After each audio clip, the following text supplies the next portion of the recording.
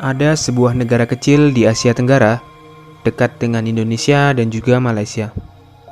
Negara ini adalah satu-satunya negara maju atau negara dunia pertama di wilayah Asia Tenggara.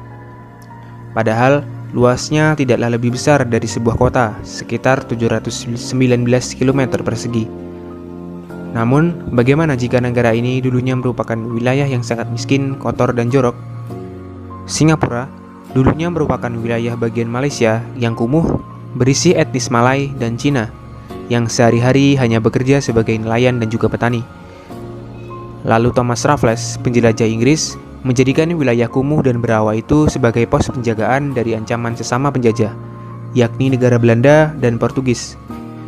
Selain hanya sebagai pos jaga, Singapura tidaklah berarti apa-apa.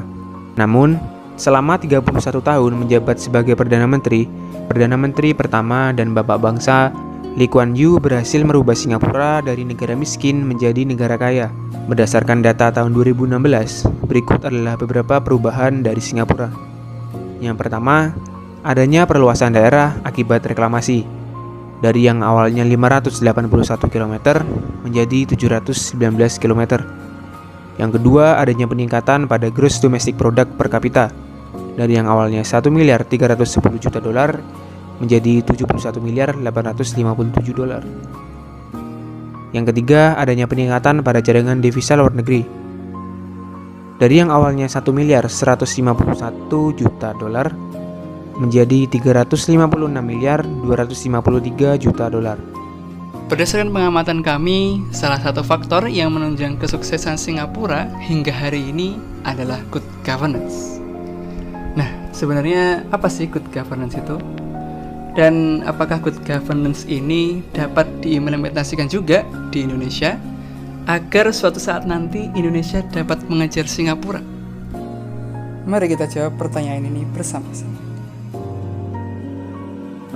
Mengacu pada situs UNOHCHR dan UNESCO, istilah good governance mengacu pada proses dan institusi dalam rangka memenuhi kebutuhan masyarakat sembari mengoptimalkan sumber daya yang ada. Meskipun tidak ada definisi yang disepakati secara internasional tentang good governance, definisi tersebut dapat mencakup topik-topik tertentu. Di antaranya penghormatan penuh terhadap hak asasi manusia, supremasi hukum, dan partisipasi efektif. Singkatnya, good governance sendiri berkaitan dengan dua hal. Yang pertama adalah proses dan hasil politik serta kelembagaan yang diperlukan untuk mencapai tujuan pembangunan, serta optimalisasi sumber daya demi tujuan tersebut. Lantas ke pertanyaan selanjutnya, bagaimana good governance di Singapura ini dapat diimplementasikan di Indonesia, dan seberapa jauh perbedaan good governance di Indonesia dan good governance di Singapura? Simak terus video ini. Kali ini kita akan menyoroti perbandingan antara pemerintahan di Indonesia dan pemerintahan di Singapura. Di Indonesia, sistem pemerintahan telah dirancang dengan sedemikian rupa dengan semaksimal mungkin agar dapat mencapai tujuan nasional. Akan tetapi, sering ditemui kendala dan hambatan yang menyebabkan sistem pemerintahan ini tidak berjalan dengan begitu baik, mulai dari adanya kasus korupsi, penyelewengan kekuasaan, serta birokrasi yang tidak berjalan sebagaimana mestinya. Berbanding terbalik dengan negara tetangga kita Singapura, yang dapat dikatakan menjalankan sistem pemerintahan dengan cukup baik. Hal ini tercermin dari perkembangan ekonomi yang ditopang oleh kemajuan industri dan jasa di negara tersebut. GDP per kapita Singapura saat ini mencapai 82.794.000 US dollar. Sedangkan Indonesia saat ini hanya tercatat GDP per kapitanya mencapai 4.783.269 US dollar. Ya, kasus korupsi juga menjadi kendala yang harus dihadapi oleh Indonesia yang kerap membuat para investor asing menjadi tidak tertarik untuk menanamkan modal di Indonesia.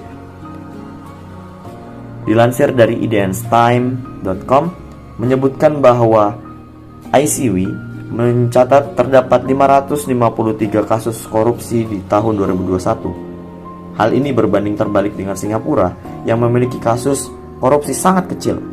Singapura dilansir dari Transparency International sebagai negara paling tidak korup nomor 3 di dunia. Hal ini semakin membuat Singapura menjadi negara yang ramah untuk melakukan investasi.